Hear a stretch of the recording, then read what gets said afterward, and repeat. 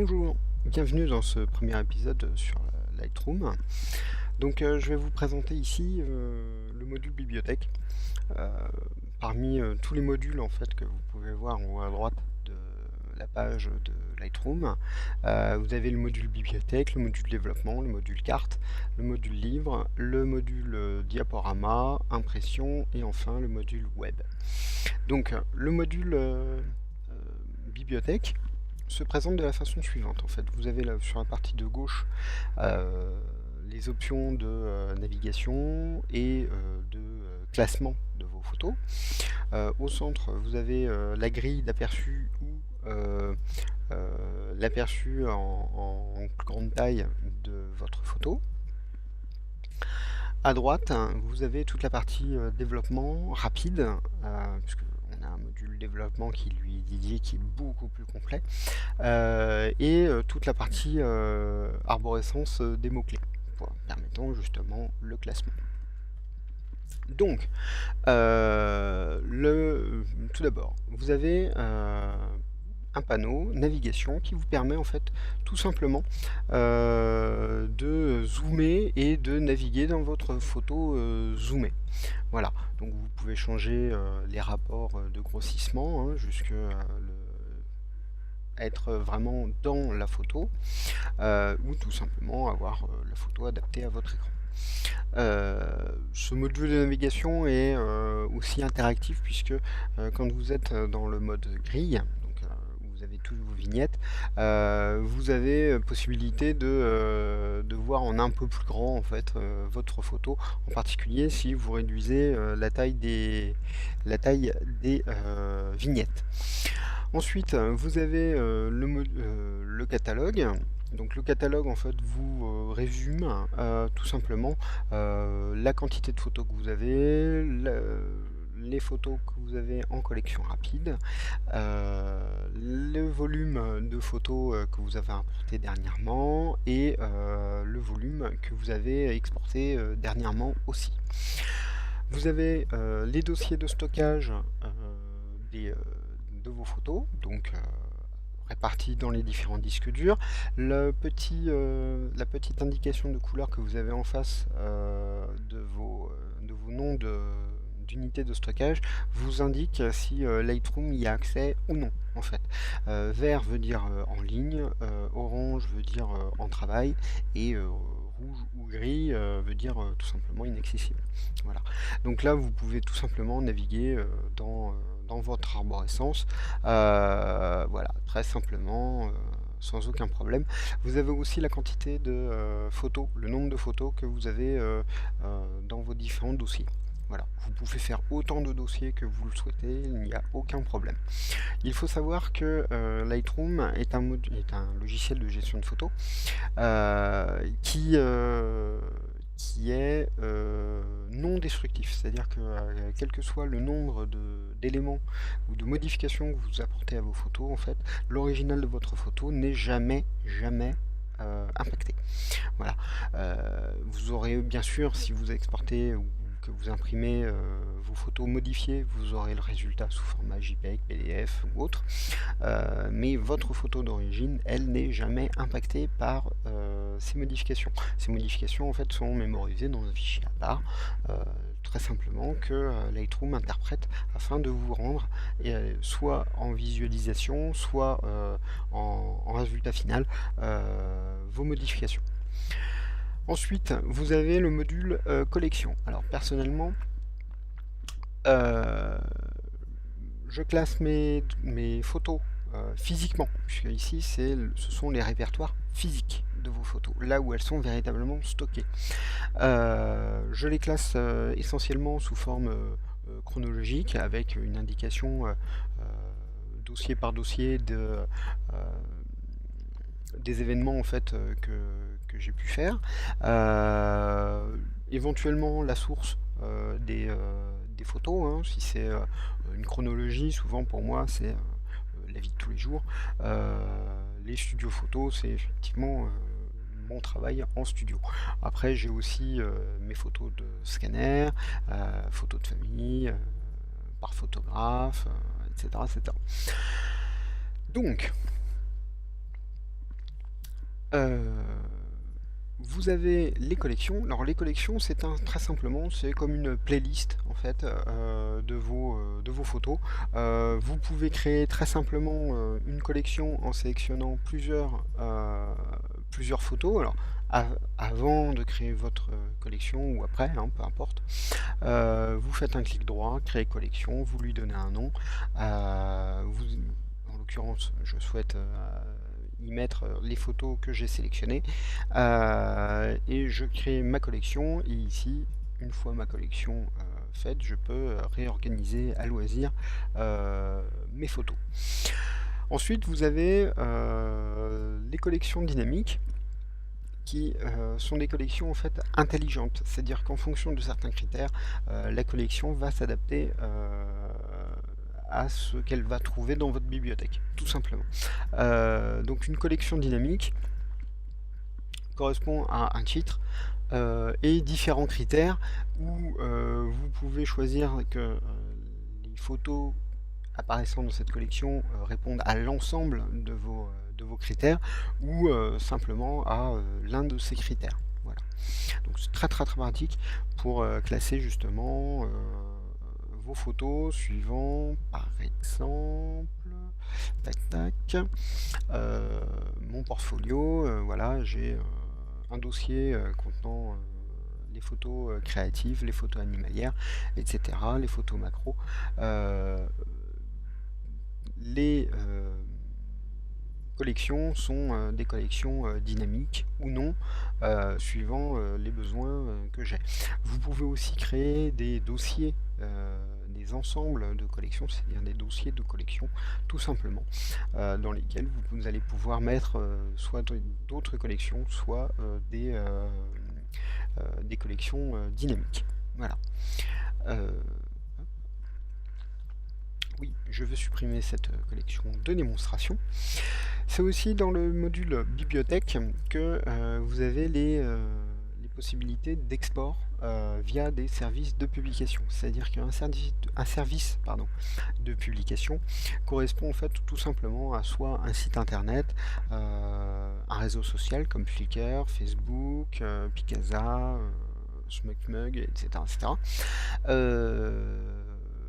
Donc ces systèmes en fait vous permettent très simplement de créer des collections dans vos réseaux sociaux, en l'occurrence mon réseau Facebook, mon profil Facebook, et d'y ajouter très simplement en fait des photos que vous allez pouvoir publier simplement en indiquant, en cliquant sur un bouton de publication qui est ici. Voilà. Donc, comme toutes mes photos sont publiées, il n'y a aucun souci.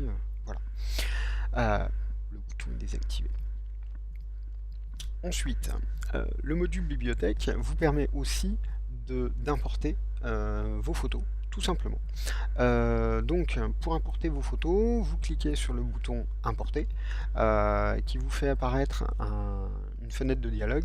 Je ne vais pas l'aborder aujourd'hui, c'est simplement un épisode de présentation du module bibliothèque.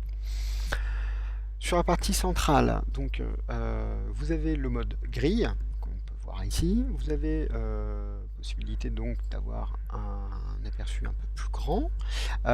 Possibilité aussi de comparer deux photos entre elles. Si jamais vous souhaitez rapidement en fait valider des photos parmi des photos qui se ressemblent beaucoup. Donc là ici c'est bien sûr un mauvais exemple. Vous avez un module un petit peu plus une vue d'ensemble en fait qui vous permettent de classer et de choisir parmi 2, 3, 4 photos. Voilà. Lorsque vous êtes en mode grille, vous avez possibilité aussi de choisir la dimension de vos vignettes. Donc ça vous permet aussi très simplement de noter vos photos, de les classer très simplement, sans pour autant être dans une vue trop grande. Voilà. Donc souvent moi je suis à cette dimension là. La partie basse correspond en fait au film, au ruban de film. C'est en gros le contenu du dossier dans lequel vous êtes, du dossier, de la collection dynamique dans lequel vous êtes. Ce module est toujours visible, quel que soit l'endroit où vous êtes dans Lightroom, c'est-à-dire suivant si vous êtes dans bibliothèque, dans développement, dans petite démonstration, voilà, dans le développement, vous voyez, j'ai toujours mon ruban qui est visible. Vous avez aussi possibilité de configurer un second écran. Donc là pour l'instant j'en ai pas, donc voilà, j'en ai pas de connecté. Vous avez la possibilité aussi de voir très simplement en fait le nombre de photos que vous avez sélectionnées sur le nombre total du dossier et le nom de la photo. Voilà. Vous avez des critères de filtre que nous avons ici. Certains dans la partie haute, en fait, vous avez aussi d'autres filtres via des attributs, donc le marqueur, si vous l'avez accepté, marqué ou refusé, les notes, les couleurs aussi, ce que aussi Lightroom appelle les libellés, et si vous voulez filtrer par photo, par copie virtuelle ou par film. Voilà, puisque Lightroom peut aussi gérer quelques films. C'est très basique, mais il peut gérer des films. Vous avez aussi des filtres via les métadonnées, hein, donc par appareil photo, par objectif, par couleur, par libellé, etc. Ou simplement désactiver. Le module histogramme. Donc le module histogramme, la vue en fait de population de pixels en fait dans les rouges, dans les verts, dans les bleus et en global de votre photo. Donc vous voyez, c'est très interactif. Il n'y a pas de problème. Il n'y a pas de problème. Voilà. Vous avez aussi des informations sur la sensibilité de votre capteur au moment de la prise de photo, la focale, l'ouverture, la vitesse, et si vous travaillez sur la photo d'origine ou sur un aperçu dynamique. Un aperçu dynamique est une photo RAW en fait, c'est une copie de votre photo au format RAW, c'est-à-dire au format négatif numérique, qui vous permet ainsi, même si vous n'avez pas accès à vos photos, de modifier, de faire un développement. Voilà. Vous n'allez pas avoir autant de détails que dans votre format RAW d'origine, mais vous pourrez appliquer ces modifications-là. Ces modifications seront du coup prises en compte, bien sûr, lorsque vous allez reconnecter votre disque dur de stockage pour vos photos. Voilà. Vous avez aussi des éléments de développement rapide. Alors c'est très succinct, hein, c'est soit vous appliquez un paramètre prédéfini de développement, vous pouvez appliquer un recadrage très simplement, un traitement au niveau, si vous voulez, de la couleur ou du noir et blanc. Vous pouvez choisir la balance des blancs, hein, augmenter la température, changer la teinte, gérer un petit peu les tonalités, c'est-à-dire les clairs, les sombres, voilà, changer très succinctement l'exposition de votre photo, changer la clarté, la vibrance, c'est-à-dire en gros c'est un petit peu la netteté et la colorimétrie en fait. Vous avez aussi des notions de mots-clés sur vos photos, parce qu'on est quand même dans un logiciel de classement de photos et de développement de photos. Donc la partie classement, bien sûr ce sont les différents dossiers, mais on a aussi les mots-clés, parce qu'il faut quand même pouvoir retrouver vos photos par thème. Voilà. Donc ici vous avez aussi la liste complète de vos mots-clés sous forme d'arborescence. Voilà. Avec pour chaque mot-clé la population de photos qui lui est associée, avec la possibilité d'y accéder directement. Hein.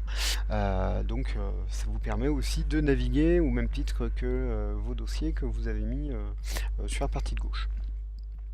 Ensuite, vous avez les métadonnées de vos photos qui peuvent être accessibles, hein, tout simplement. Hein, voilà, hein, vous avez le nom du fichier, le, le format, les notes que vous avez mis, un titre, une légende, les informations EXIF, GPS, les informations de contact, hein, les informations IPTC, d'image, de droit d'auteur, etc. etc.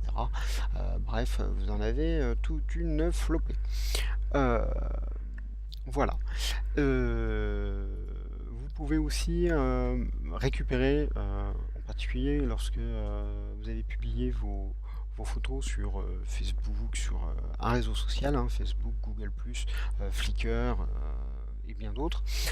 Vous pouvez, bien sûr cette publication via un service de publication, vous pouvez récupérer, grâce à ce service de publication, en fait, les commentaires qui ont été mis par les internautes. Voilà. Et donc les consulter via Lightroom directement. Lorsque vous changez en fait des métadonnées, type comment dire, type les mots-clés et autres, vous pouvez en fait via les boutons ci-dessous, synchroniser en fait plusieurs photos avec le même mot-clé, très simplement en cliquant sur le bouton de synchro des métadonnées ou le bouton de synchro des paramètres. Donc les paramètres, ce sont les éléments de développement, et les métadonnées, les éléments plus correspondant en fait à l'ouverture, les informations IPTC, etc., etc. Voilà. Donc au niveau de l'interface, le fonctionnement est très simple. Vous avez possibilité en fait de masquer ou pas des panneaux, donc ça marche pour la gauche comme pour la droite, hein, voilà. Collection, je l'efface, je le remets. Vous avez aussi possibilité de mettre un mode solo. Alors ça c'est relativement pratique, ça vous évite en fait d'avoir un ascenseur interminable pour naviguer, hein. Donc quand le mode solo est désactivé, bah voilà, hein, vous avez possibilité d'avoir un ascenseur vraiment interminable. Alors qu'en mode solo, en fait, vous ne pouvez ouvrir qu'un panneau à la fois. Donc c'est plutôt pratique. Voilà, un dossier est ouvert, j'ouvre le catalogue, le dossier est fermé. Ça marche aussi bien à gauche qu'à droite, sans problème. Voilà. Et bien, ma foi, je crois avoir fini. Je vous souhaite une bonne journée. À bientôt. Au revoir.